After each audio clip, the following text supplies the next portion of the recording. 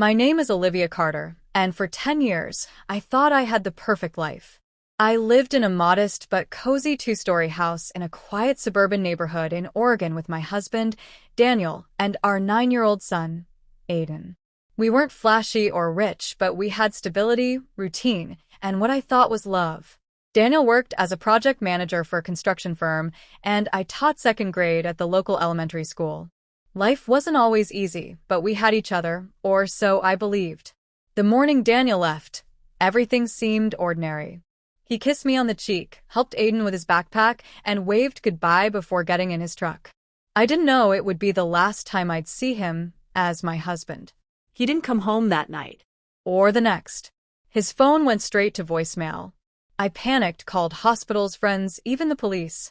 I didn't want to believe it, but deep down, something told me this wasn't an accident. He hadn't gone missing, he had left. 2 days later, I found the note in his nightstand drawer. It was brief and cold. Olivia, I'm sorry. I can't do this anymore. Please don't try to find me. I'll be in touch when I can. Tell Aiden I love him. I sat on the edge of our bed, the paper trembling in my hands, my breath caught somewhere between a sob and a scream. How could he just walk out? We weren't perfect, but I never imagined he would abandon our family like this. No explanation, no warning, just a note. I felt like someone had ripped the ground from beneath my feet. The hardest part wasn't my pain, it was telling Aiden. That evening, I sat him down at the kitchen table, his legs dangling from the chair, his innocent eyes wide as I told him, as gently as I could, that Daddy had gone away for a while. I didn't tell him about the note. I didn't know how to explain something I didn't understand myself. At first, Aiden didn't say much. He just nodded, his face frozen in confusion, then quietly asked if he could go watch his cartoons. That night, I tucked him in and watched him fall asleep, wondering if his tiny heart was breaking just like mine. Days turned into weeks.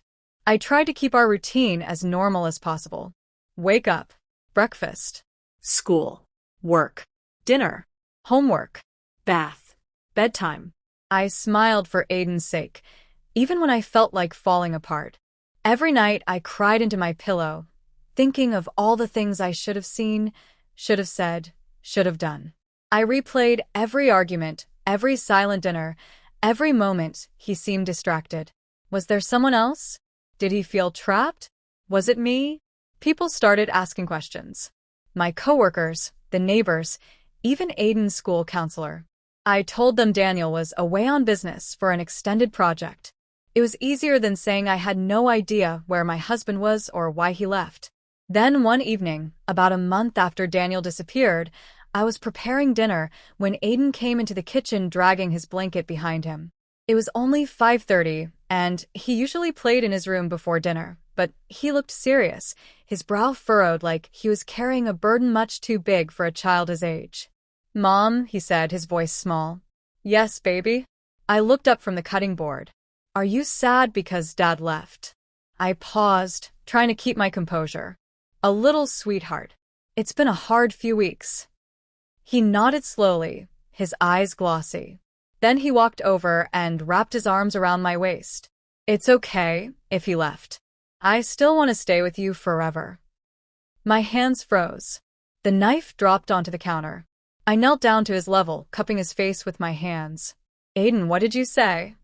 He looked at me with the kind of sincerity only a child could have. "I said I want to stay with you forever, even if Dad doesn't come back." I couldn't hold back the tears anymore. They came pouring down like a dam breaking. I hugged him tight, tighter than I ever had, whispering over and over, I love you so much." That moment changed everything. Up until then, I'd been holding myself together for Aiden, for appearances, for some illusion of normalcy. But in that moment, I realized it wasn't about surviving anymore, it was about rebuilding. I wasn't just a woman whose husband left. I was a mother, and I still had a life to live. Aiden still had a future, and he needed me fully present, not just emotionally limping through the days. The next morning, I got up early and made pancakes shaped like dinosaurs, even though it was a school day, and we were usually rushing. We laughed, we sang to the radio on the way to school, and for the first time in weeks, I felt something close to hope. I started seeing a therapist. Her name was Janet, and she helped me make sense of the storm in my mind. She told me it was okay to grieve what I had lost, but also reminded me that my story wasn't over just because Daniel had walked away. With her help, I started focusing on things I could control: my healing, my happiness, my goals. I also began writing in a journal. I wrote letters to Daniel I never intended to send. I wrote about my fears, my anger, my strength, and eventually my dreams. I even started jogging again in the mornings, something I hadn't done since college. I joined a local support group for women going through separation and divorce. Sharing my story and hearing theirs reminded me I wasn't alone. Months passed. Daniel never contacted us, but I stopped waiting. I filed for legal separation and eventually moved forward with divorce. It was hard. It was painful, but it was necessary. Aiden adjusted better than I expected. I think kids are more resilient than we give them credit for. We talked often about feelings and change. I let him ask questions, and I gave him honest answers appropriate for his age. And we had our rituals: Friday pizza nights, bedtime stories, Saturday morning pancakes. We built a life that was different but still full of love. One day, nearly a year after Daniel left, Aiden came home from school with a handmade card. It was covered in glitter and crayons and said in big shaky letters, "Thank you for being my mom." Inside, he had written, "You make me happy every day. I love you more than the sky." I cried again, but this time they were happy tears. Life isn't perfect now, but it's honest. I have learned that strength isn't about holding everything together. Sometimes it's about letting go of what you can't fix and pouring your energy into what still matters. Aiden gave me that perspective with just a few simple words. Today, I'm not just surviving, I'm thriving. I've gone back to school to pursue a degree in child counseling, inspired by everything we've gone through and the children I teach every day. Aiden is thriving too. He loves soccer, makes friends easily, and never misses a chance to say, "I love you." I don't know where Daniel is now, or if he ever looks back with regret. I stopped asking why he left. Maybe he wasn't strong enough to handle the responsibilities of family.